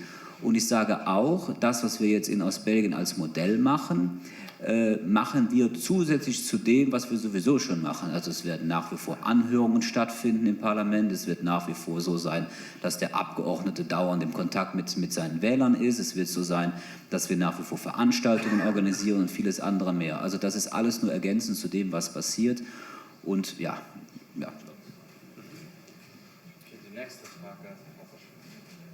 Wer hier oben? Herzlichen Dank. Ja, meine Frage geht an Herrn Niesen. Mike, so ist es besser. Also herzlichen Dank für den Vortrag. Ich habe eine Frage an Herrn Miesen, und zwar bezieht sich das auf die Zufallsauswahl. Ich arbeite für eine Agentur für Bürgerbeteiligung und wir machen auch viele Sachen in Deutschland auf nationaler Ebene, auch mit dem Instrument Zufallsauswahl. Und so demokratietheoretisch ist das eine feine Sache, um genau aus dem Grund, wie Sie sagen, die Leute an den Tisch zu bringen, die man ansonsten oft nicht erreicht. Ganz praktisch haben wir aber häufig mit sehr niedrigen Rücklaufquoten zu kämpfen. Also am Ende findet ja doch immer noch eine Selbstselektion statt. Nützt mir das Thema was? Kann ich zu dem Termin kommen und so weiter? Und wir haben die Erfahrung gemacht, dass wir über die Zufallsauswahl als alleiniges Mittel eigentlich nicht an die Leute kommen, die wir damit erreichen wollen. Jetzt gibt es verschiedene Möglichkeiten, da Barrieren zu senken und so weiter. Und mich würde interessieren, Herr Miesen, wie Ihre Erfahrungen sind in Ostbelgien mit dem Instrument und ob Sie bestimmte, zusätzliche Anreize setzen, zum Beispiel, dass die Leute ihr Interesse bekunden und dass sie dann auch eine genug große Gruppe haben, um tatsächlich eine Auswahl nach Kriterien losen zu können. Ja, wir starten natürlich erst gerade, also ich kann jetzt nicht von einer 10-jährigen Erfahrung berichten, aber wir haben ja jetzt diesen ersten Bürgerrat auch per Losverfahren zusammengestellt. Dazu sind 1000 Bürger angeschrieben worden. Wichtig ist zu wissen, das ist auch, glaube ich, was die Veranstaltung heute sehr interessiert, dass jeder, der auf dem Gebiet deutscher Sprache in Belgien seinen Wohnsitz hat, teilnehmen kann ab dem 16. Lebensjahr, also unabhängig von Nationalität oder anderem. Das ist das Kriterium. Wir haben 1000 angeschrieben, wir haben eine Rücklaufquote von 250 gehabt. Das war nicht schlecht, also das sagen mir zumindest die Experten, die uns beraten. Davon allerdings hat die Hälfte gesagt, ich bin nicht interessiert, aber immerhin haben sie sich zurückgemeldet und die andere Hälfte hat gesagt, ich bin interessiert. Also wir hatten etwa 120 Leute, die von den 1000 gesagt haben, ich wäre gerne dabei, und dann haben wir dann per Los die 12, die wir jetzt erstmal gesucht haben, auserwählt, und die für die erste Bürgerversammlung, die werden dann aus den restlichen dann nochmal herausgenommen nach den Kriterien, die ich eben schon genannt habe. Ich glaube, ganz wesentlich ist in dieser Geschichte auch die Kommunikation mal wieder.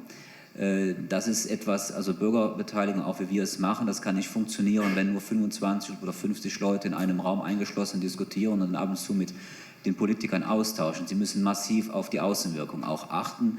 Und wir haben das Modell, wie wir es jetzt gemacht haben, schon versucht, ziemlich zu pushen, dass die Leute wissen, was da kommt, wenn der Anruf kommt oder wenn sie einen Brief bekommen. Wir haben es jetzt erstmal auf der verwaltungstechnischen Ebene gelassen, aber wir haben auch schon so darüber nachgedacht, aber das haben wir bisher nicht gemacht, dass vielleicht dann ein Brief vom Parlamentspräsidenten kommt oder vom Ministerpräsidenten oder wie immer, auch wenn wir Politiker scharf kritisiert werden und nicht immer nur auf Liebesbekundungen stoßen, ist es trotzdem immer noch eine Autorität, wenn ein Parlamentspräsident einen Brief an einen Bürger schickt, und das hilft vielleicht auch, aber das sind alles nur so Ideen, die wir jetzt erstmal entwickelt haben, aber die erste Rücklaufquote war sehr gut. Mal schauen, wie es sich weiterentwickelt. Und vielleicht auch noch ein Punkt, ich war ziemlich davon überzeugt, dass wir eine gute Rücklaufquote haben werden in Ostbelgien, weil wir ein sehr starkes Ehrenamt haben. Also die Menschen sind bereit, sich zu engagieren, und sie sind desto mehr bereit, sich zu engagieren, wenn es keine Endlosgeschichte ist, sondern wenn sie wissen, das beschränkt sich auf 2-3 Monate und dann ist es gut. Très bien. Si je peux juste ajouter une petite chose par rapport à ça, pour faire venir les gens, évidemment, c'est toujours la chose la plus compliquée, c'est comment faire participer des gens qui ne s'intéressent absolument pas à la politique. Et un élément, à mon avis, qu'il faut aussi prendre en considération, c'est qu'ils méritent aussi un dédommagement. Donc ce n'est pas une honte de dire à des citoyens, voilà, il faut participer, on vous demande une journée de votre temps, et on vous donne 50, 75 euros, ou un dîner quelque part. Donc vraiment les dédommager comme des responsables politiques, parce qu'ils donnent de leur temps, ils donnent de leur travail et pour le bien public. Et ça mérite, à mon avis, un dédommagement aussi pour respecter leur travail. Est-ce que je peux me permettre de poser une question qui m'intéresse tout de même? C'est de savoir ceux qui ne sont pas dans ce forum-là, est-ce qu'ils se sont représentés par les gens qui sont donc... Et est-ce que vous regardez ça, et comment est-ce que vous faites pour essayer de justement faire ce lien entre ceux qui représentent en fait les Bürger dans ce forum et les gens qui regardent. Comprenez ce que je veux dire? Tja, ob sich wirklich jeder davon vertreten fühlt. Aber ein bisschen. Ja, ich habe jetzt keine empirische Statistik, die das beweist, aber ich glaube schon, wenn wir das so hinkriegen, dass die Repräsentativität mit den Kriterien mehr oder weniger gewährleistet wird, und da spielt uns natürlich auch die Kleinheit der Region, muss ich ehrlicherweise sagen, auch in die Karten, dass sich das rumspricht, Multiplikatoren entstehen, das hatten wir in dem ersten Pilotprojekt, dass es schon eine gewisse Repräsentation gibt. Und nochmal, wichtig ist auch die Kommunikation nach außen, die Zusammenarbeit mit den Medien, dass nach außen getragen wird, was da passiert und was da vorgeschlagen wird.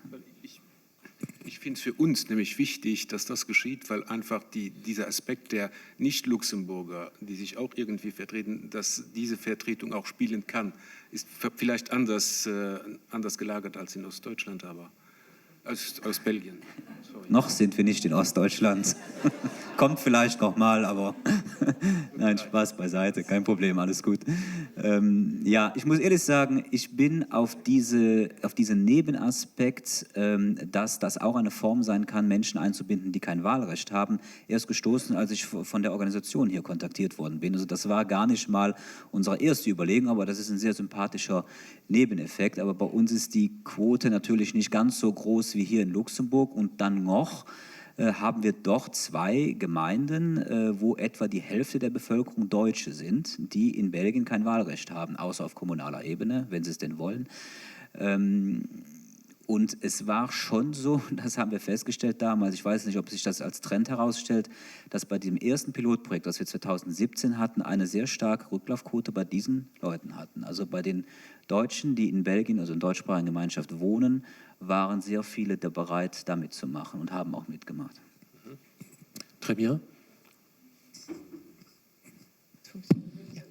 Ich bin Giselle Medinger, bin in Luxemburg geboren und aufgewachsen.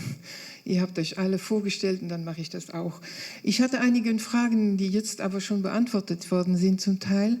Aber ich habe etwas anderes, was für den Menschen, der sich in etwas engagiert und frei beruflich da reinsteigt, hier ergibt. Gibt es da Gedanken darüber, wie er auch beim Beruf sich kann freigestellt werden, einige Stunden frei haben, oder gab es da noch darüber nichts? Und die andere Frage ist auch, weil wir ja auch so viele Ausländer haben im Lande, wie werden die ausgewählt, wie wird diese Briefwahl gemacht, die 1000 Menschen angeschrieben worden sind, wie wurde das gemacht? Und dann kommt ja Antwort, ja, nein, vielleicht und so weiter.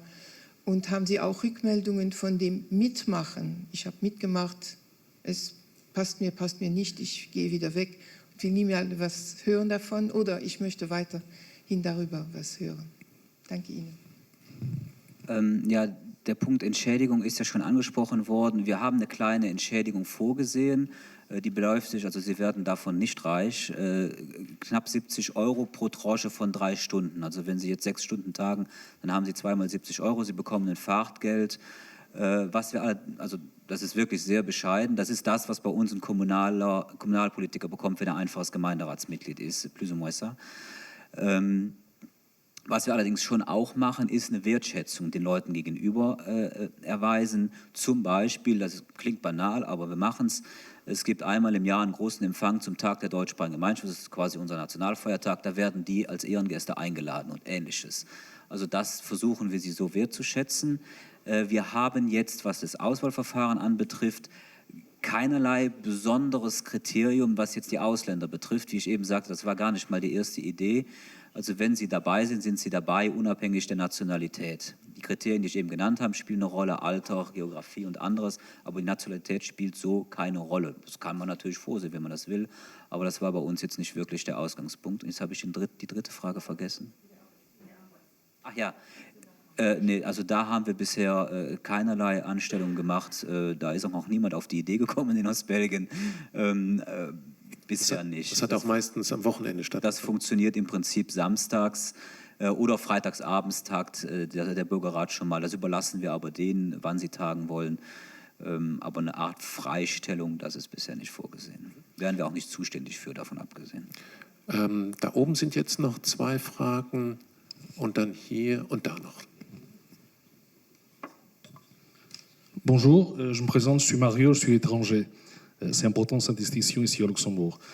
Donc d'abord sur le sujet en question, après j'aimerais donner quelques mots en ce qui concerne le Luxembourg. Est-ce qu'à quel point une telle assemblée citoyenne ne va pas sécher la participation civile autonome?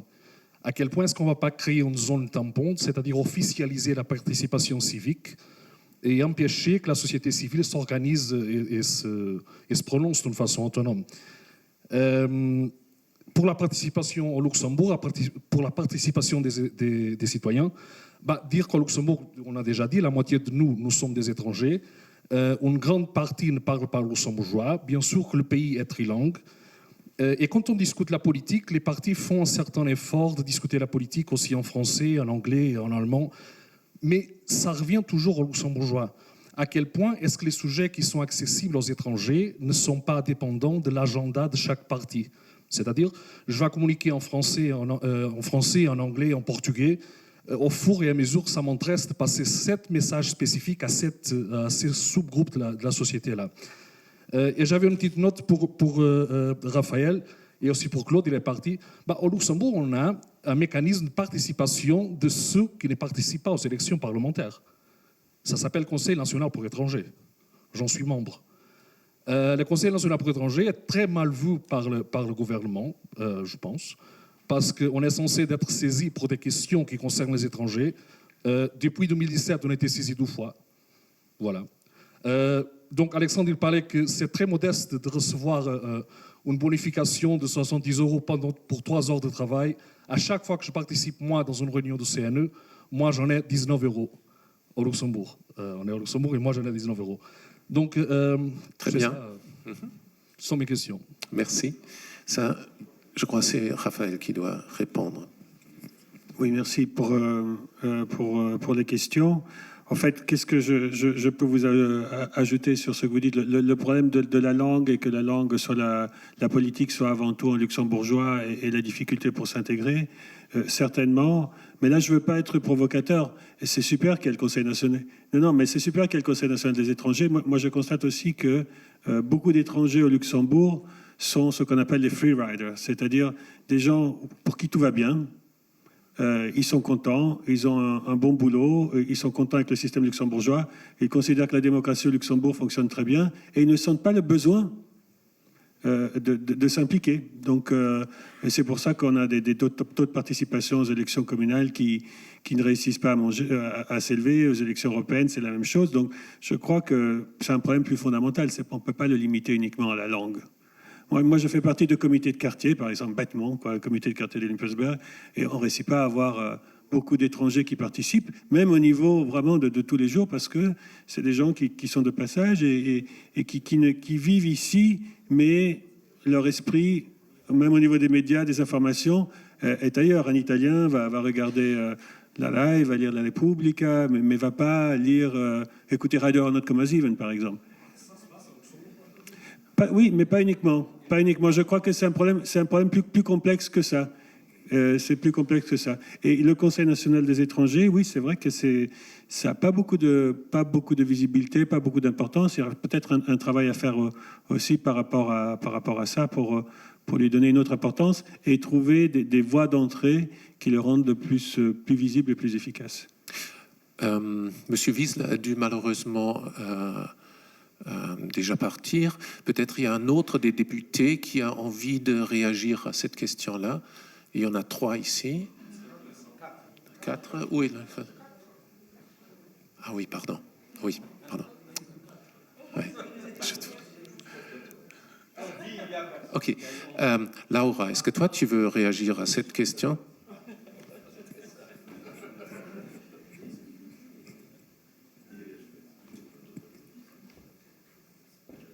Je pense que la question du Conseil national des étrangers est une question récurrente. C'est vrai que ça a été institué pour donner une voix nationale. Et ce n'est pas le cas, pas du tout au niveau du budget, qui est resté 15 000 € d'année en année, pas du tout non plus en reconnaissance du travail du bénévolat. Je pense effectivement que c'est une question. Soit on veut un Conseil national des étrangers, mais alors il faut lui donner les moyens de fonctionner, permanent, même une salle. et un staff, soit on dit, on va faire une participation citoyenne qui est différente.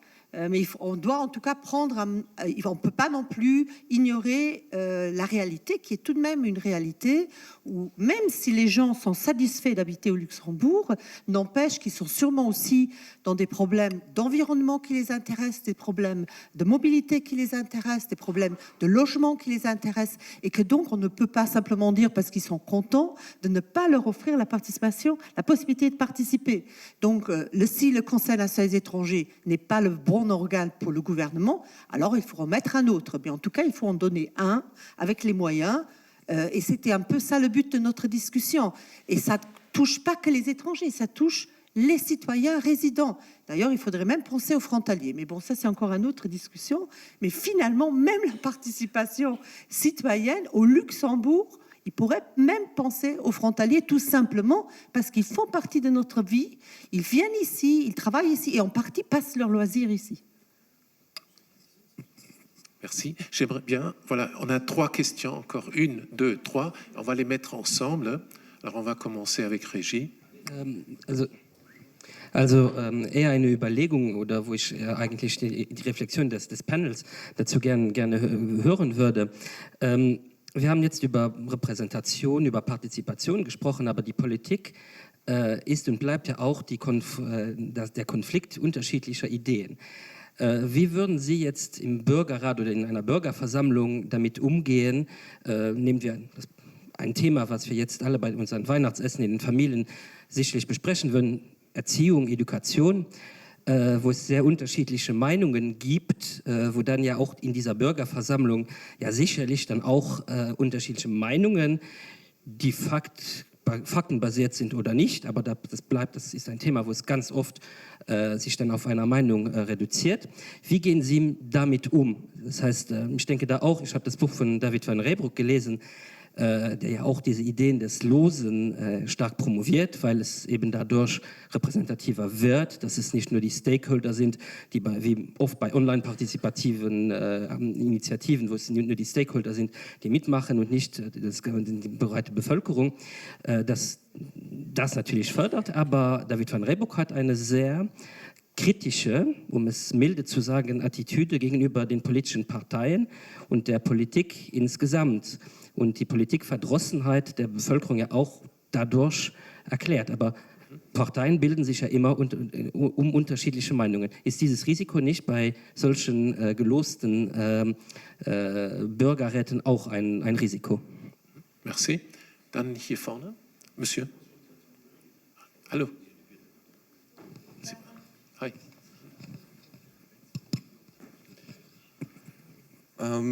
Die Frage kann ich auch an Sie stellen, obwohl es eher Luxemburg betrifft, aber vielleicht möchten Sie auch Ihre Meinung dazu sagen.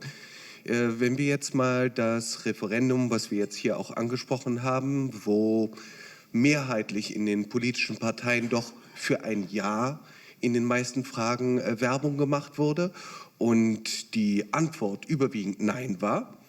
Die Erklärung wurde gesagt, dass es gegen die Regierung war. Warum nun auch immer, auf jeden Fall gingen wohl die Meinungen von unseren politischen Eliten und der Bevölkerung auseinander. Ganz gravierend. Nun haben wir auch bei der letzten Wahl 2018 haben wir immerhin fast 10% der Wahllose waren ungültig oder waren weiß. Wir haben höchstwahrscheinlich demnächst, im Anfang nächstes Jahres wird im Parlament etwas ratifiziert, höchstwahrscheinlich, was garantiert nicht die Zustimmung der Mehrheit der Bürger findet.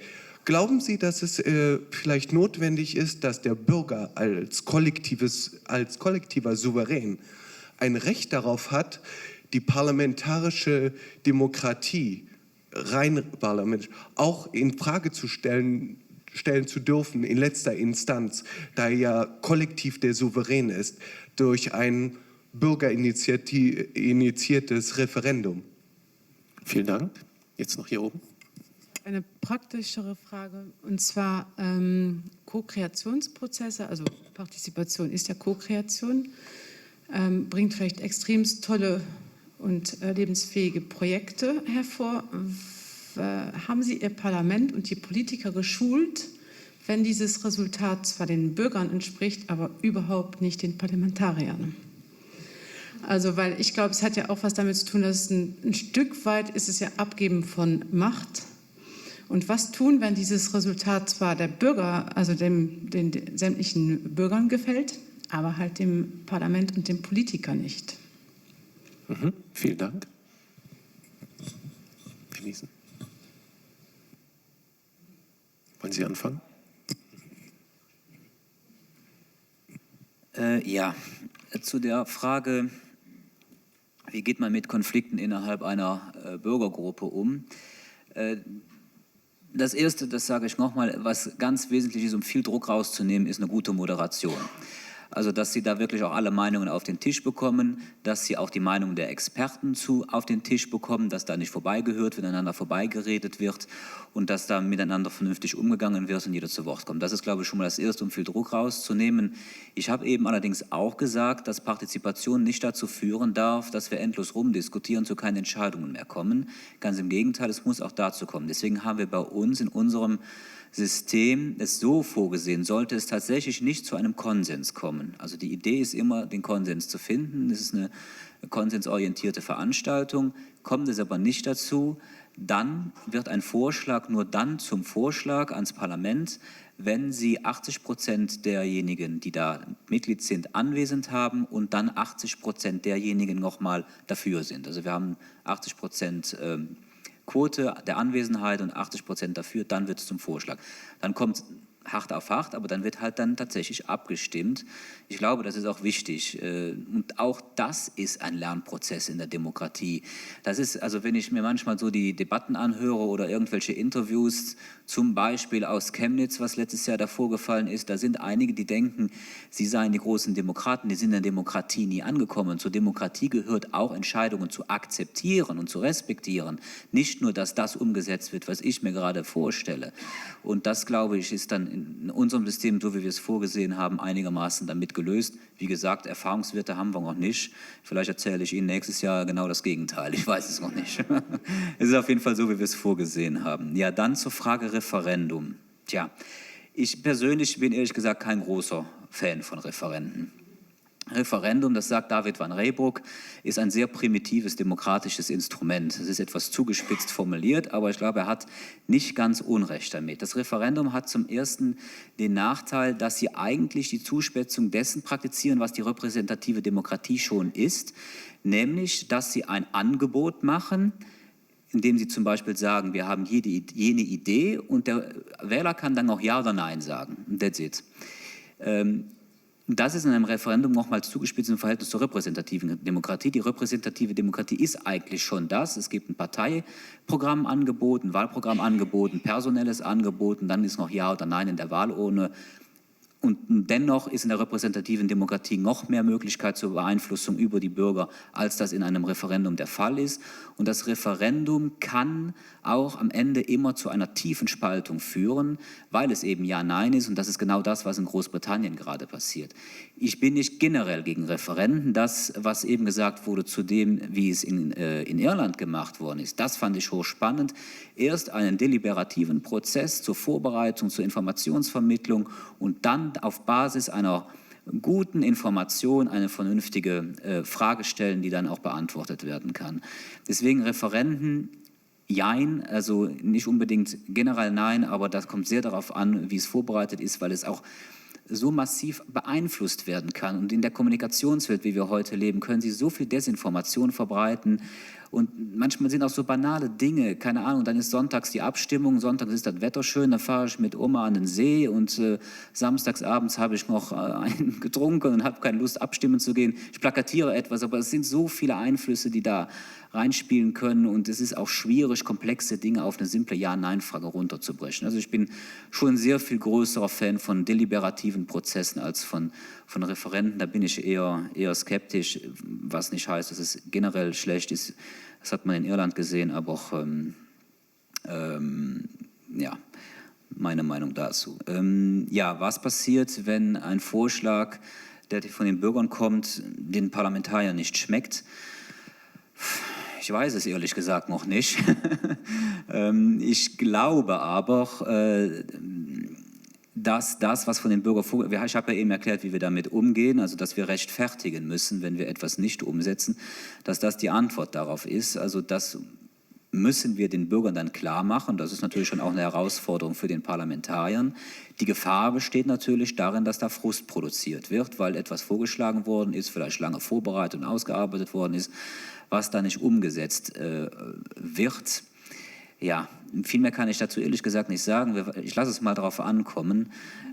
Aber auch das, als wir unser Ding da auf die Beine gestellt haben, haben wir lange darüber diskutiert im Präsidium des Parlaments mit den Experten. Und da kamen auch solche Fragen und eine andere Frage, wie Sie sie gestellt haben.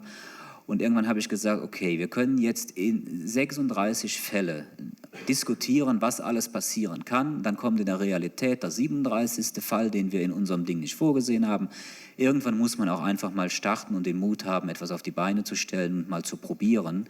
Und wenn wir feststellen, im nächsten Jahr oder in 2 Jahren, wenn wir mal so ein bisschen Erfahrung haben, dass irgendwas ist, was nicht gut funktioniert, was nachjustiert werden muss oder Ähnliches, ja, dann machen wir es halt. Also es ist ja nicht, weil es ein Gesetz ist, dass es in Stein gemeißelt ist. Das sind nicht die 10 Gebote.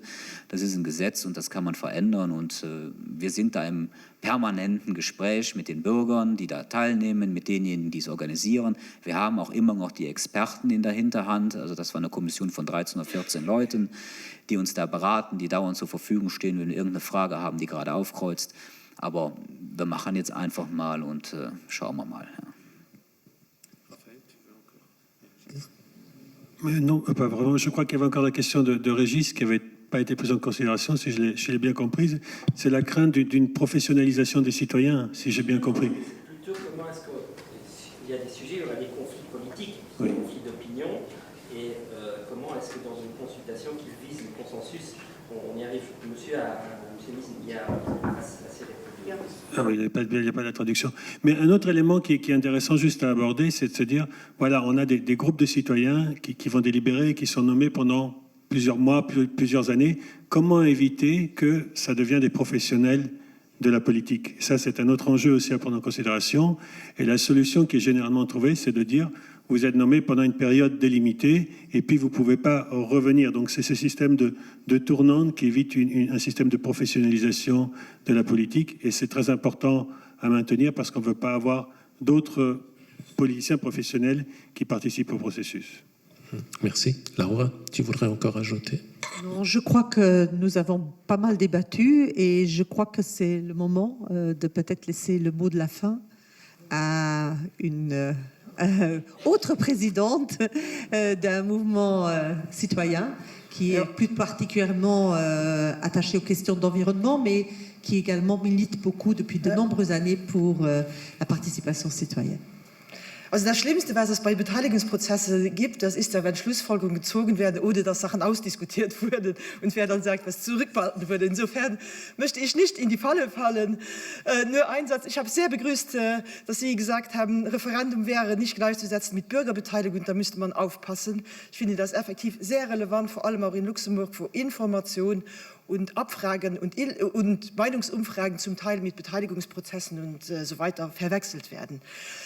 Ich glaube, für mich wäre heute Abend Konsens, es besteht ein gewisser Frust aufgrund des Referendumsresultats und jeder von den anwesenden Organisationen hat sich auf seine Art und Weise dafür eingesetzt, dass dieser Frust überwunden wird oder andere Formen entwickelt werden.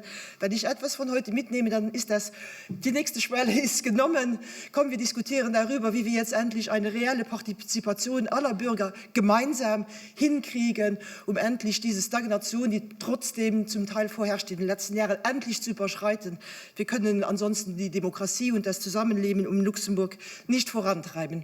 Das ist die erste Schlussfolgerung. Die zweite ist dann aber etwas subjektiv, aber ich glaube trotzdem, dass Sie alle tragen. Losgelöst vom Anspruch dass jeder Bürger sich aktiv in die Politikgestaltung einbringen soll, also eine Fortentwicklung der repräsentativen Demokratie, haben wir ein Problem der Nachhaltigkeit in Luxemburg. Nachhaltige Entwicklung ist keine technische Entscheidung, sondern eine kulturelle Entscheidung. Und wenn es uns dann tatsächlich gelingen sollte, das Klima zu wahren und die Biodiversität, setzt das einen sehr, sehr breiten Diskurs voraus, bei dem man auf keinen Fall von einem Konsens in allen Fragen ausgehen kann.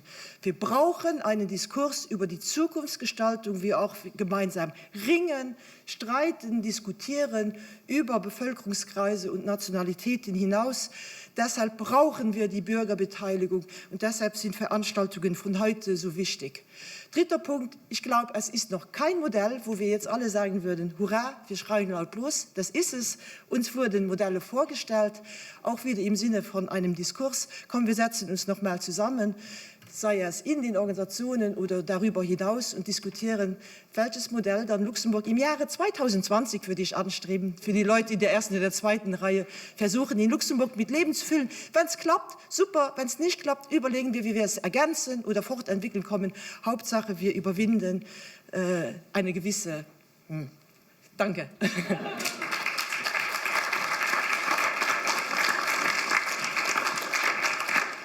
Vielen Dank, Blanche Weber, weil dein Name war nicht genannt. Vielen Dank Ihnen allen.